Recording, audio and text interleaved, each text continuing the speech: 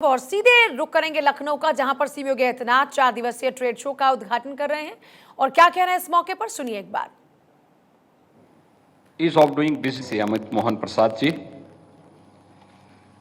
आईए के अध्यक्ष, राष्ट्रीय अध्यक्ष श्री नीरज सिंघल जी, वरिष्ठ उपाध्यक्ष श्री दिनेश गोयल जी, महासचिव श्री आलोक अग्रवाल जी, कोषाध्यक्ष अवधेश अग्रवाल जी,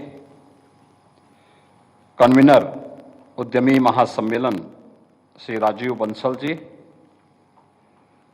प्रदेश भर से आए हुए हमारे सभी उद्यमी साथीगण और उपस्थित भाइयों और बहनों, इंडियन इंडस्ट्रीज एसोसिएशन के इस उद्यमी महासम्मेलन के अवसर पर लखनऊ में आयोजित इस सम्मेलन के लिए मैं आयोजकों को धन्यवाद देते हुए आप सबका प्रदेश की राजधानी लखनऊ में आपका स्वागत करता हूं, आप सबका हृदय से अभिनंदन करता हूं। मुझे इससे पहले भी IIA के कई अन्य कार्यक्रमों में जाने का अवसर प्राप्त हुआ है। उसमें आगरा में भी पिछले दिनों इसी प्रकार का एक उद्यमी महासम्मेलन हुआ था।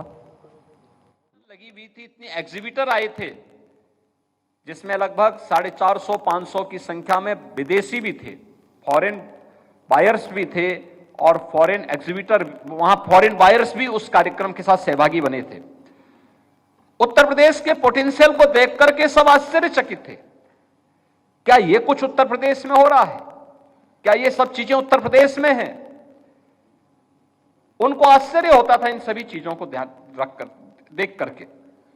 लेकिन ये नया उत्तर प्रदेश है, नए भारत का नया उत्तर प्रदेश। इंफ्रास्ट्रक्चर से लेकर के, प्रदेश में बेहतर कानून व्यवस्था को लेकर के, ईज ऑफ डूइंग बिजनेस से लेकर के, चाहे वह प्रदेश के अंदर दी जाने वाली किसी भी अन्य प्रकार की सुविधा और सुरक्षा के बेहतर माहौल को आगे बढ़ाने के लिए प्रदेश सरकार ने दिशा में बेहतर प्रयास किए हैं। और मैं आज के इस अवसर पर आप सबसे ये अपील करूंगा, हमें भी उसके लिए अपने आप को तैयार करना पड़ेगा। याद रखना, आज का समय कंपटीशन का, एक स्वस्थ प्रतिस्पर्धा को आगे बढ़ाने का है।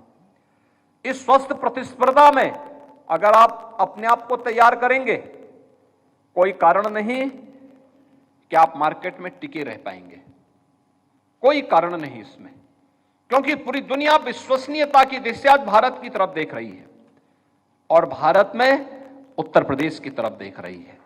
तो स्वाभाविक रूप से यह समय आपका है। उत्तर प्रदेश सरकार ने इस समय अनेक प्रयास प्रारंभ किए हैं, व्यापक रिफॉर्म किए हैं। आपने देखा होगा 46 वर्ष लगे हैं नोएडा, ग्रेटर नोएडा को विकसित करने में।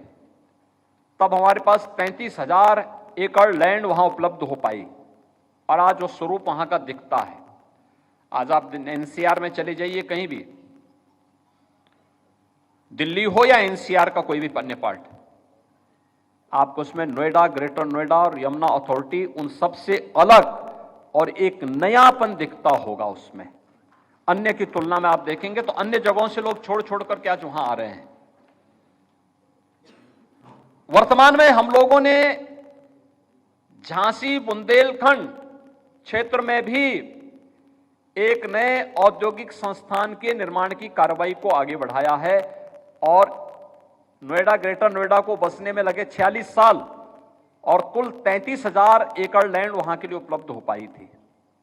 झांसी बुंदेलखंड के लिए हमारे पास पहले ही चरण में 38,000 एकड़ लैंड उपलब्ध है, जिस पर हम लोगों ने अपनी कार्रवाई को आगे बढ़ा दिया है। 46 वर्ष लगे हैं वहां पे एयरपोर्ट बनाने के लिए। जब हमारी सरकार आई तो हम वहां पे इंटरनेशनल एयरपोर्ट जेवर में बना रहे हैं, जो अगले वर्ष फरवरी तक हमारा प्रयास है कि वहां पे पहली रनवे को हम प्रारंभ कर दें। झांसी बुंदेलखंड औद्योगिक क्षेत्र जो बनेगा, इसमें पहले चरण में ही 4 लेन की कनेक्टिविटी के साथ हम एयरपोर्ट भी देने जा रहे हैं। वहां पे हमारा डिफेंस मैन्युफैक्चरिंग कॉरिडोर भी स्थापित हो रहा है। वहां पे तमाम अन्य प्रकार की यानी भारत डायनेमिक्स ने पहले से वहां पे अपना निवेश प्रारंभ कर दिया है और भी अन्य निवेश की संभावनाएं तेजी के साथ वहां आगे बढ़ी हैं। और मैं आपका आह्वान करूंगा कि प्रदेश के अंदर तो हर जिले में इस प्रकार की संभावनाएं हैं कि जहां पे आज के दिन पे लैंड बैंक की समस्या भी नहीं है और वहां पे सुरक्षा की भी कोई समस्या नहीं है।